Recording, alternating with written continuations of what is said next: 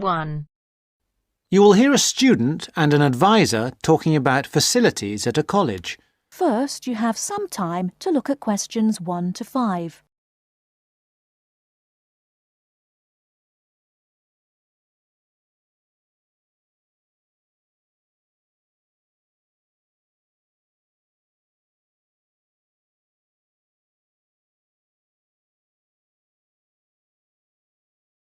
Now we shall begin. You should answer the questions as you listen, because you will not hear the recording a second time. Listen carefully and answer questions 1 to 5. Hi, I wonder if you could help me. I'm starting a course at Glenfield in a few weeks. I was just a bit worried about what facilities there will be and what I'll have to do. I'm especially interested in health and welfare stuff. Certainly. We normally send out a copy of our leaflet, Staying Healthy at Glenfield. I'm not sure why you haven't had it. Well, could you answer a few questions for me? Firstly, I'm wondering about how I get a doctor when I arrive. Well, you can register with the University Health Centre on North Campus. And do I have to pay for that? Not to register, but if you have to get medicines, there's a prescription charge of £6.50. Okay. Well, I'm not planning to get ill. That's only going to arise if I have any problems. So, should I just go along when I arrive? That's what we recommend for peace of mind, but it's not compulsory, and if you don't live inside the catchment area, you can't in fact register there. Where do you live? Well, at the moment I'm staying at the Backpackers Hostel in Hill Street, but I will be moving from there shortly, somewhere nearer. Well, there's a map at the centre which shows you the area that the university practice can accept people from. It's what we call the yellow zone. If you live outside that area, you have to find another medical centre to register with. It sounds like I'll only qualify after I move. I think you might be right. Then, in addition to the health centre, there's a free counselling service for all students situated on the North Campus. You don't have to register. They also have drop-in sessions. I say it's free, but that's only for up to 8 sessions. Beyond that, they normally refer people elsewhere. Sounds serious. Well, it's not just for big problems. People go there for advice on housing, workload, whatever, really. They can even arrange financial help. Is it confidential? Absolutely. Then again, a lot of students prefer to phone the Nightline service, which is run from an office on the central campus. They don't really encourage people to drop in. I see. So it's basically a free phone line. The number, if you want to make a note, is 0900 762 5913. I'll say it again. 0900 762 5913. Fine. Well, I hope I won't need any of these. What I will want is access to some gym facilities. Right. Well, you'll find those on the South Campus in the Sports Centre. It's great, but it's not free. You have to present your student card and pay a fee of £22 to get a pass. But that will last you for the whole year. Before you hear the rest of the conversation, you have some time to look at questions 6 to 10.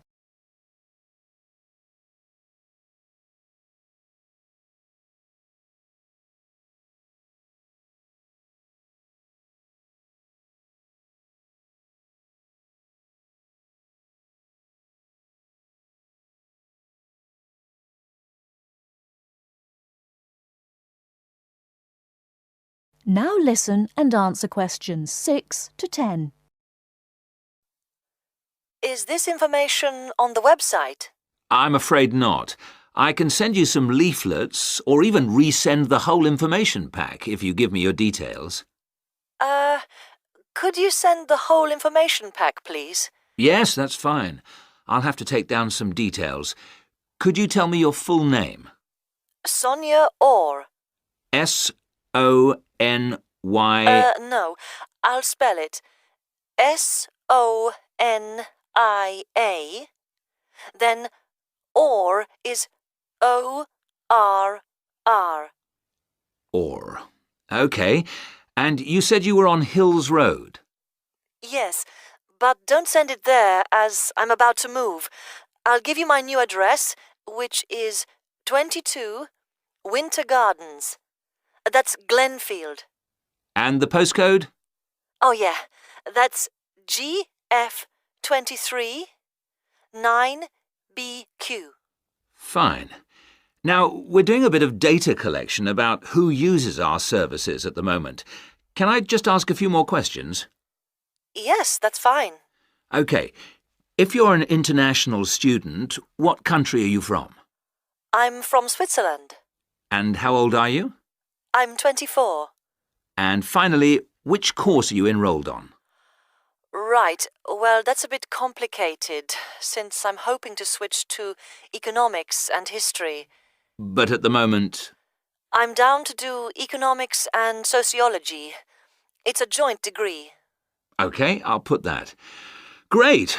Well, I'll pop the information pack in the post, and you should get it soon. That is the end of part 1. You now have half a minute to check your answers.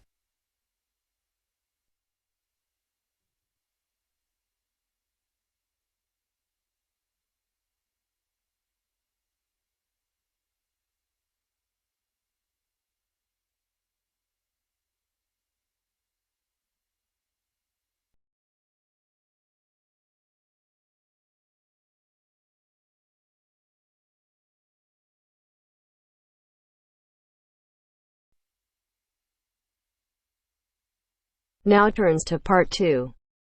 Part 2. You will hear two students talking about a class assignment about wild bird rescue and rehabilitation. First, you have some time to look at questions 11 to 15.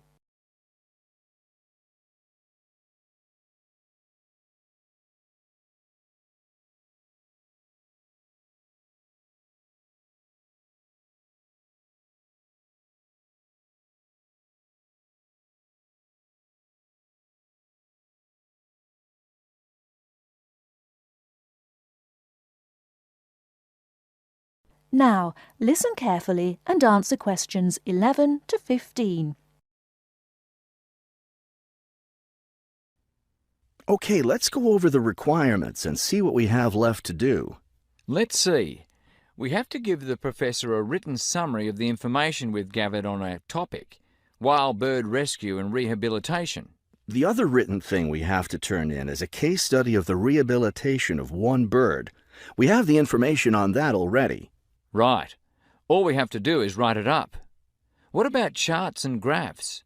Do we need to include something like that? I don't think so. They aren't really relevant, but we do have to turn in a list of the resources we used. Naturally. What about videos?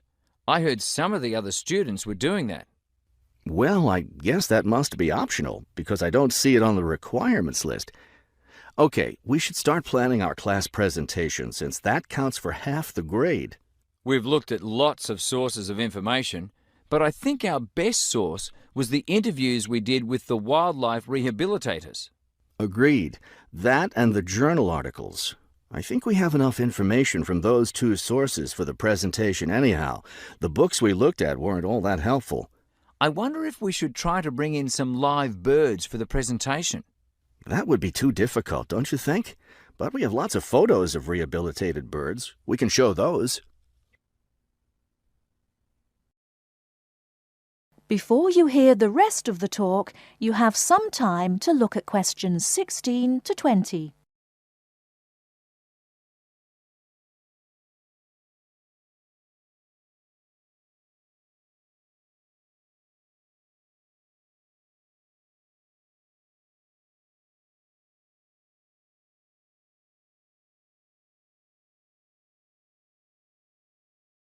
Now listen and answer questions 16 to 20.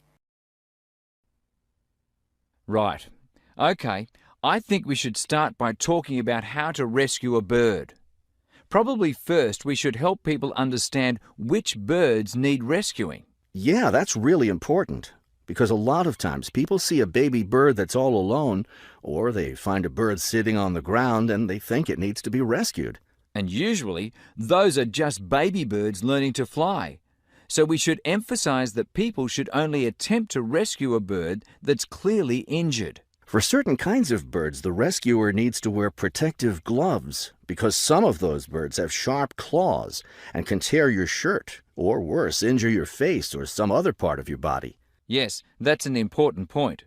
Okay, next, let's tell people to put the injured bird in a box with good air circulation. We should let them know that a cage isn't necessary, and a bag, especially a plastic one, could hurt the bird more. Another thing we need to say is that the best way to help the bird stay calm is not by petting it or talking to it, but by leaving it completely alone. Then people should take the bird to the bird rescue center as soon as possible. Right, and we should also point out that when they're driving the bird to the rescue center, it's better not to play music on the radio or talk loudly, because those things just stress the bird. Yes, it's better just to speak quietly while you have the bird in the car. Okay, we've got that part covered. Next, we should talk about what happens at the rescue center. That is the end of part 2. You now have half a minute to check your answers.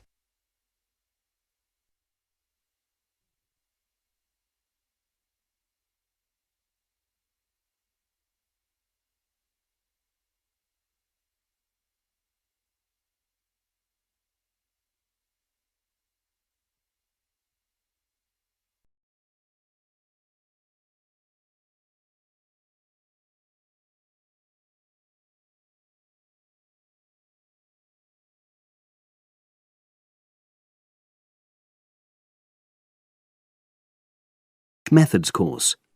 A girl called Leela and a boy called Jake having a seminar with their tutor. Now you have some time to look at questions 21 to 24.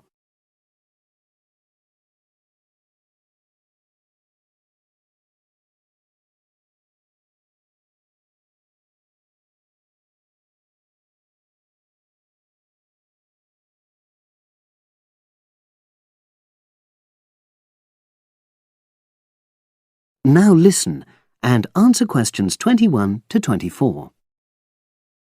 So the task I gave you both was to choose an article about a small-scale research project. Yes. You were then required to try to reproduce the research procedures in your own context, i.e. try it out for yourselves. Yeah, and that's what we've done. Great. So I'd like you to tell me a bit about the article and why you chose it. Well, the article's written by 2 university lecturers who had started using crosswords to help their students revise terminology for exams. And the crosswords were designed and set on computers. And we selected the article because, well, it seemed an accessible topic, even though we weren't familiar with the technique. You know, using IT to design crosswords for higher education. That's a good reason. So these lecturers wanted to see how well this innovation was received by their students. Yes. So how did you go about reproducing the research? Well, we drew up a list of terms from one of our own modules and designed a crossword for revising these terms. Then we asked our classmates to try out the crossword and give us feedback, their opinions on how they felt about using the technique. Was it easy to find participants? It wasn't easy at first, but then we convinced them that by taking part in the research, they were actually benefiting themselves by preparing for an exam, which is coming up later this term. And it worked. Good. So how did you find out what the students thought about doing the crosswords? A questionnaire. The original article used a 2-page long questionnaire. There were lots of excellent questions on it, but the whole section on difficulties using IT is now obsolete. Old-fashioned even though it had only been written a couple of years ago. So you designed a shorter version? Yeah. Then we sent it to the 40 students by email and got 28 replies. I was taken aback by the fact that everybody we talked to thought this was a good return. I mean, the responses were well written. People had taken a lot of care, but I was really disappointed with the low numbers. Yes, an important lesson to learn for an apprentice researcher. Yeah. Now you have some time to look at questions 25 to 30.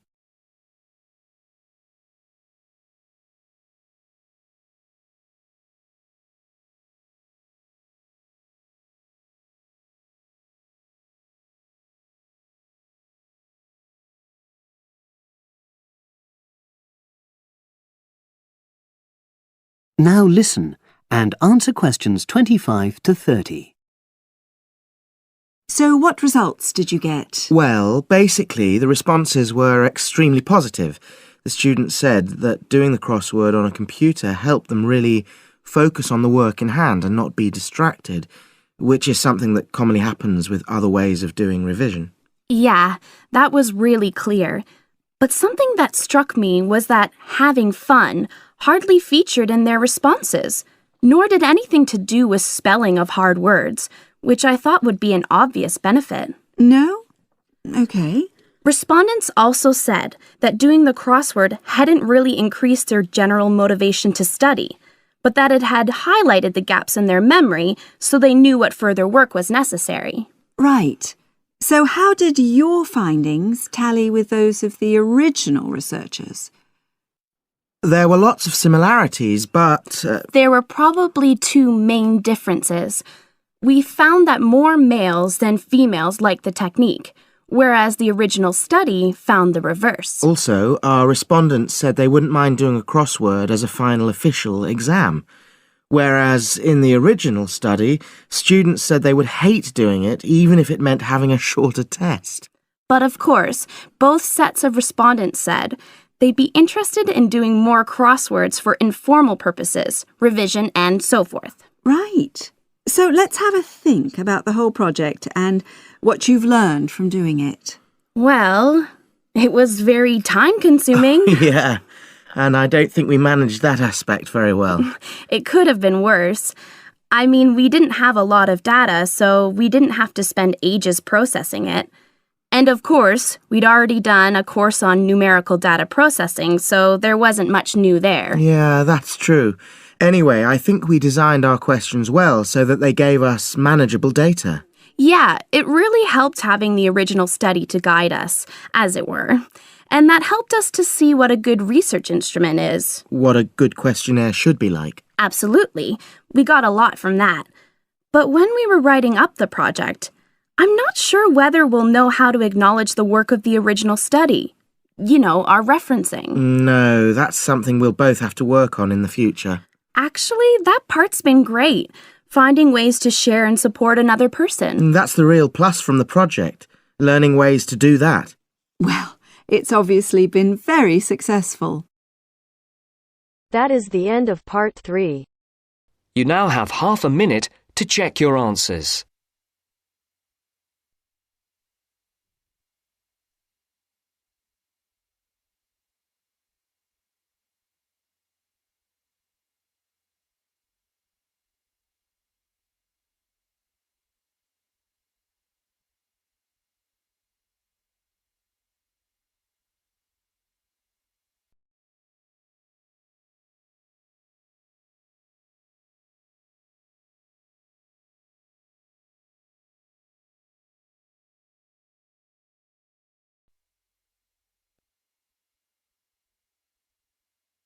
Now turns to part 4.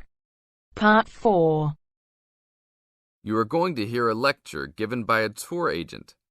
First, you have some time to look at questions 31 to 40.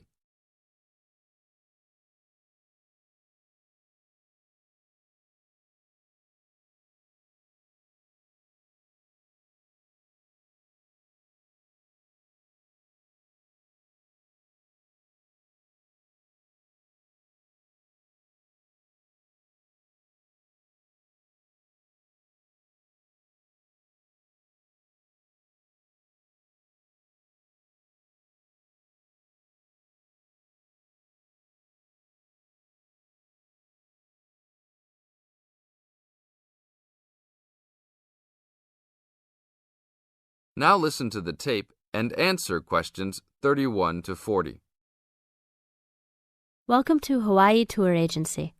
Let me tell you a little about a special package we have going on this week. I know everybody wants to get away from the stress of work and life, so I think you should all consider a week-long vacation to the paradise of Hawaii. First off, let me tell you all a little bit about Hawaii. The Hawaiian Islands are of volcanic origin and are edged with coral reefs. Because of its volcanic origins, people often go especially to see the volcanoes. Hawaii is the largest and geologically the youngest island of the group. Oahu is the most populous and economically important. The capital of Honolulu is located on the island of Oahu, the only U.S. state in the tropics. Hawaii is sometimes called the paradise of the Pacific because of its spectacular beauty, abundant sunshine, expanses of lush green plants and beautiful colored flowers, palm trees, coral beaches with rolling white surf, and cloud-covered volcanic peaks rising to majestic heights. Some of the world's largest active and inactive volcanoes are found on Hawaii and Maui. Eruptions of the active volcanoes have provided spectacular displays, but their lava flows have occasionally caused great property damage. The lava can spill down the mountains into the settlements where people live.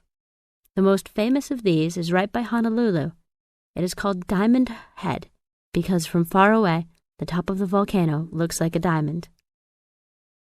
Vegetation is generally luxuriant throughout the islands, with giant fern forests and lush vegetation.